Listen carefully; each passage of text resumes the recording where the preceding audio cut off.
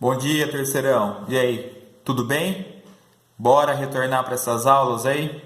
Beleza? Então, vamos fazendo aquele esquema que o colégio determinou, né? Primeiro essa videoaula, depois a gente tira ao vivo as dúvidas, beleza? Então, ó, seguinte, pessoal. A gente vai começar aqui no módulo 3, tá? Cujo título é A Escola de Frankfurt, Horkheimer, Habermas, Benjamin e Adorno. Seguinte, primeira coisa, o que a gente tem que pensar? Vamos retomar algumas ideias. A gente está vindo discutindo alguns filósofos que de alguma forma questionaram a ideia de a razão humana ser somente possível, somente ela ser possível de compreender tudo que existe na vida, na nossa existência, tá? Então a gente viu o Kierkegaard, a gente viu o Schopenhauer, o Nietzsche. Todos esses filósofos, eles de alguma forma criticaram a ideia de razão que se construiu na época deles, né? Se construiu até a época deles, tá? A gente vai continuar então nessa seara, nessa linha de raciocínio, porém a gente vai pegar uma outra perspectiva de análise que é marxista dentro da filosofia, mas que também critica um certo tipo de razão, beleza? Então, a primeira coisa que a gente tem que entender, quando que esses filósofos eles começam a produzir as suas obras, o seu pensamento, tá? Na primeira metade do século XX, primeiro quartel, aliás, 1923, tá? Em 1923 é criado na cidade de Frankfurt, né, na Universidade de Frankfurt, o Instituto de Pesquisa Social.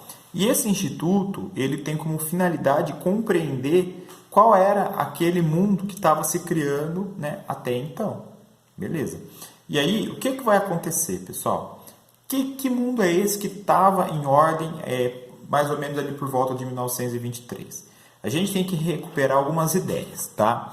Então, primeiro, a Alemanha é um país, né, que se torna um país que se unifica somente em 1871. E ela é atrasada dentro da corrida capitalista e quando ela se forma, ela precisa, né, recuperar esse tempo produtivo, né, na economia produtiva que os outros países da Europa já haviam delimitado o seu espaço, beleza? E aí, então, o que vai acontecer nesse período, né? A Alemanha, para conseguir mercados, ela provoca a Primeira Guerra Mundial. É claro que existia todo um jogo ali geopolítico entre os países de vários interesses opostos. Só que, no entanto, o que acontece com a Alemanha? A Alemanha ela precisa de mercado, ela precisa estabelecer mercados consumidores, ela precisa comercializar os seus produtos para entrar na corrida capitalista, enfim, para poder se destacar, tá? E se transformar num país mais desenvolvido. Diante disso, o que vai acontecer? Ela provoca a Primeira Guerra Mundial e ela perde essa Primeira Guerra Mundial. Quando isso acontece, ela é penalizada e ela é obrigada a pagar os custos da guerra, altas indenizações, ela tem que reduzir o seu exército, ela tem que entregar os seus submarinos, a sua capacidade militar, armas, tanques, todos o equipamento mais tecnológico, tanto que os submarinos, por exemplo, ela prefere afundar do que passar para os países que ganharam a Primeira Guerra Mundial, tá? Depois, segundo a Revolução Bolchevique de 1917, né? Revolução de Outubro. Essa revolução mostrou para o mundo, pessoal, duas coisas. Que, primeiro, é possível retirar um monarca do poder, tá? E assim como já ocorreu também anteriormente na França e na Inglaterra, mas mais do que isso, ela conseguiu mostrar que, além de tirar uma monarquia, uma dinastia do poder, é possível também você implantar um modelo socialista de organização do país, tá? Então, assim, a burguesia mundial, europeia, começou ali a ficar ressabiada, ela ficou receosa de que esses ares, né, esses ecos da Revolução Bolchevique se espalhassem pela Europa.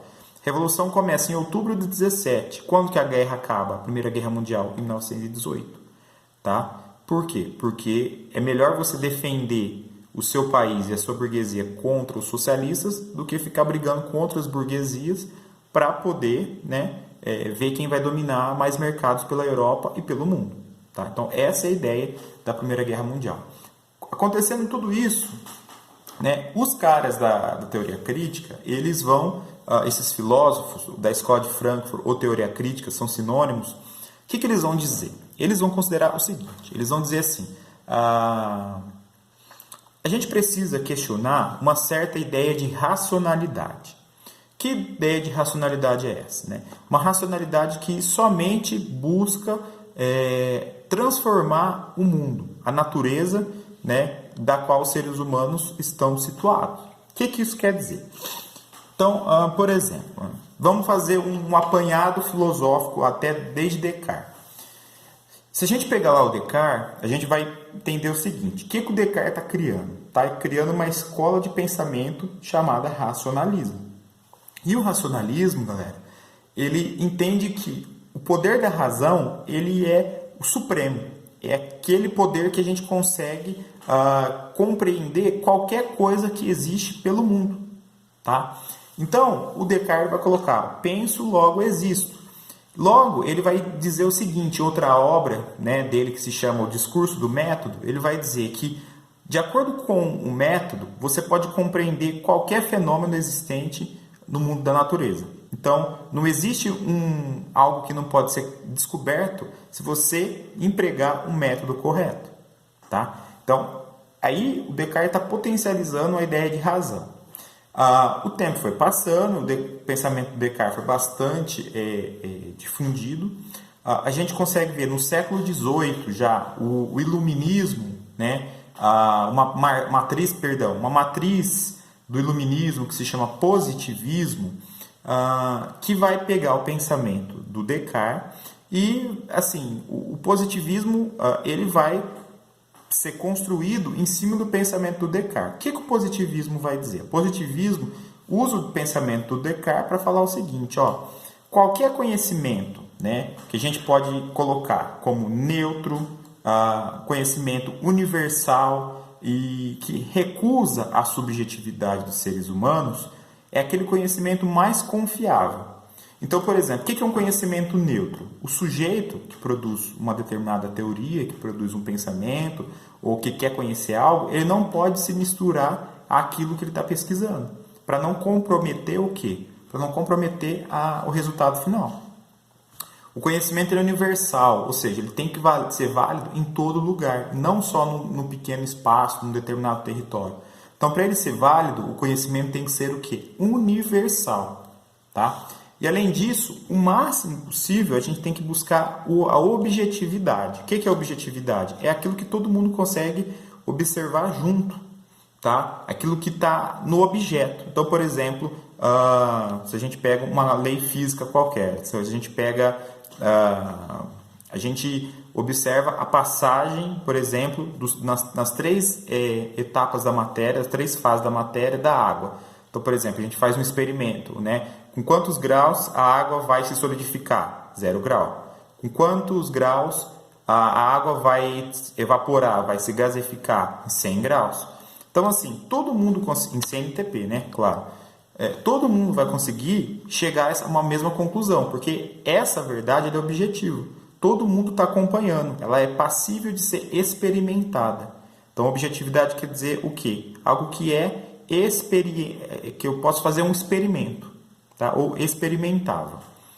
Bom, então, a partir do positivismo do século XVIII, tudo que se colocasse contra esse modelo de neutro, universal e objetivo seria algo desconfiável, algo que não se pode confiar.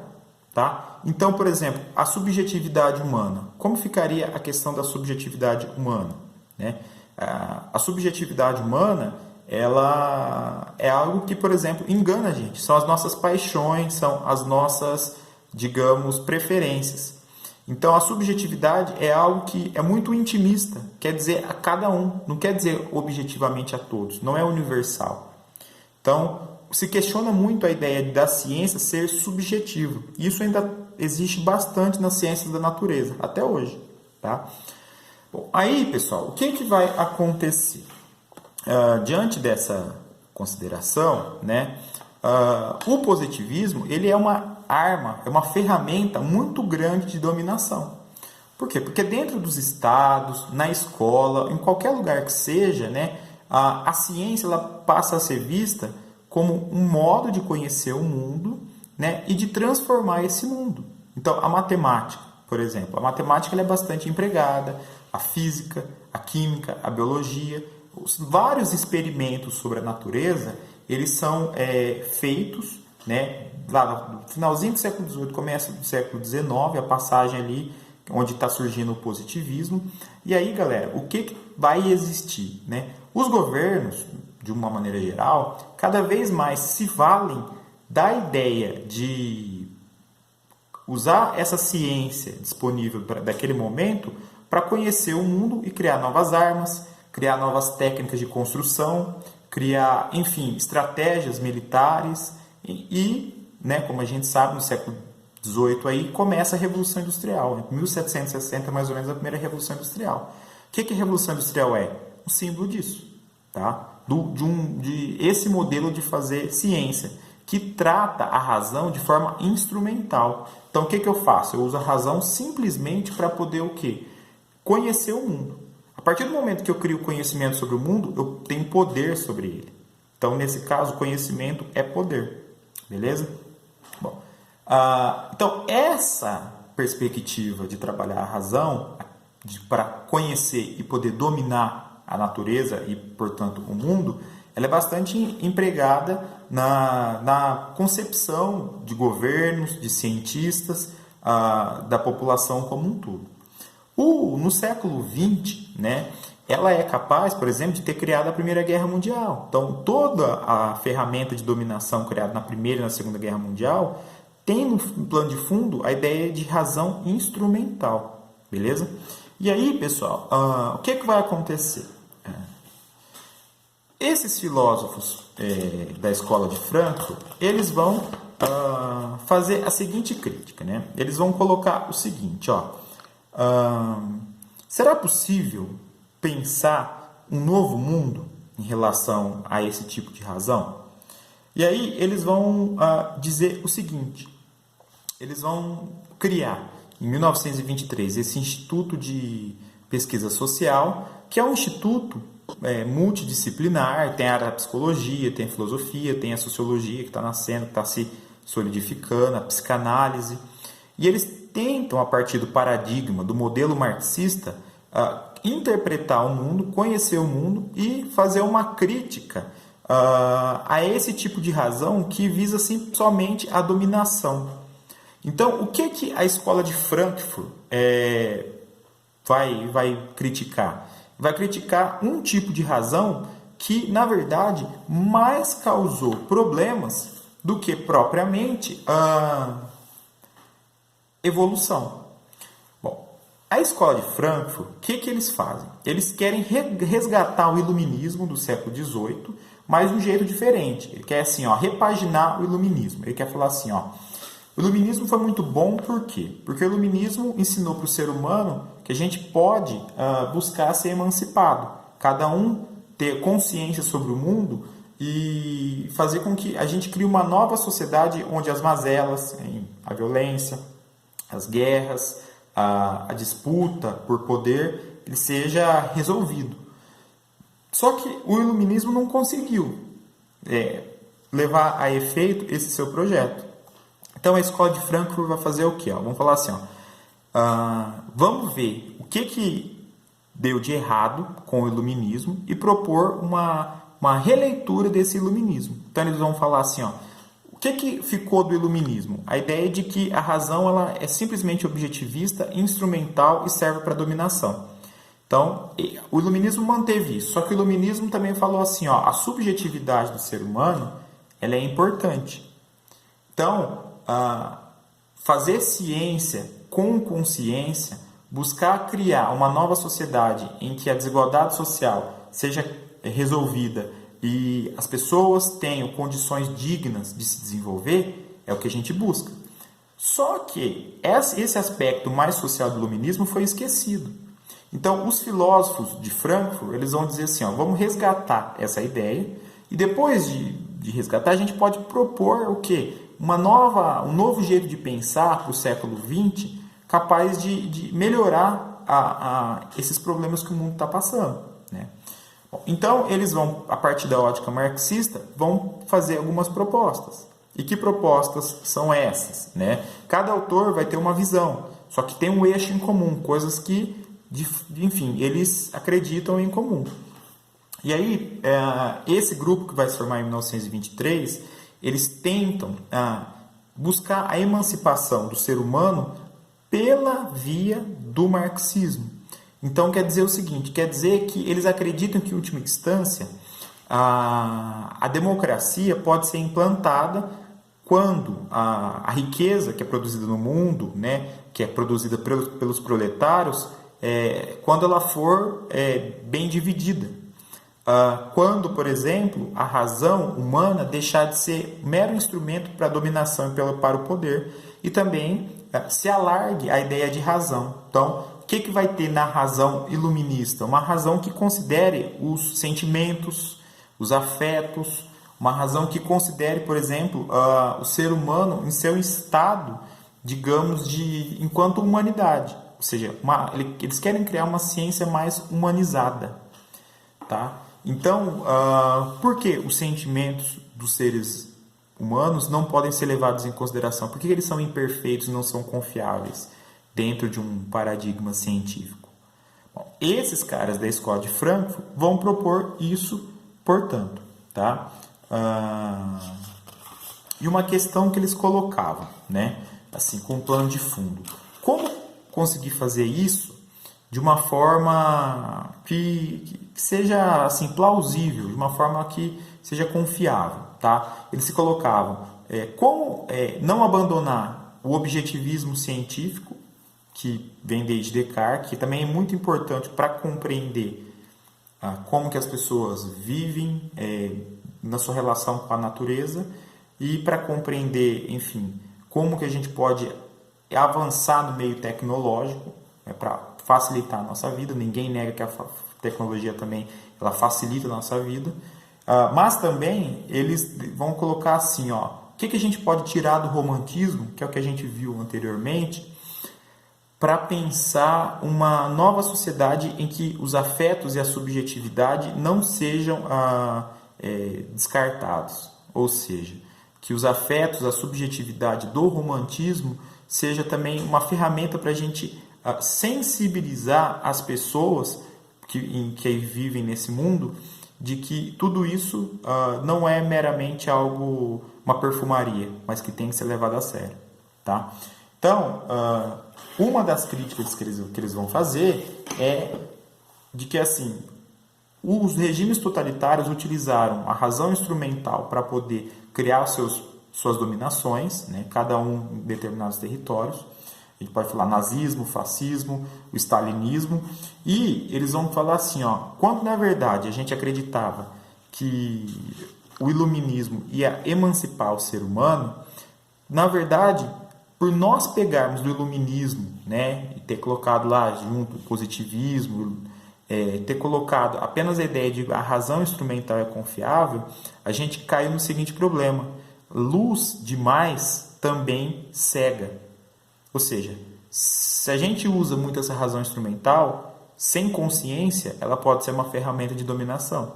Tá? Então, por exemplo, Alberto Santos Dumont, quando viu que o avião que ele criou sendo utilizado para combate, para destruição, né, ou seja, instrumentalizaram algo que ele criou a partir de pesquisas científicas para destruição, ele cometeu suicídio. Então, Santos Dumont ele é bem um exemplo na prática dessa crítica que faz a escola de Frankfurt. Tá bom? Então, pessoal, rapidamente, nesse primeiro vídeo, nessa primeira aula, a gente vai ficar mais para discutir como surgiu a escola de Frankfurt, o contexto filosófico, a herança do positivismo e um modelo ali deturpado de iluminismo, e os fatos históricos que estavam ocorrendo. Beleza? Numa segunda aula, daqui a 2 semanas, a gente vai se concentrar no pensamento propriamente dito do Habermas, do Adorno, do Benjamin, enfim, para a gente discutir. Beleza? Grande abraço, hein? Até mais.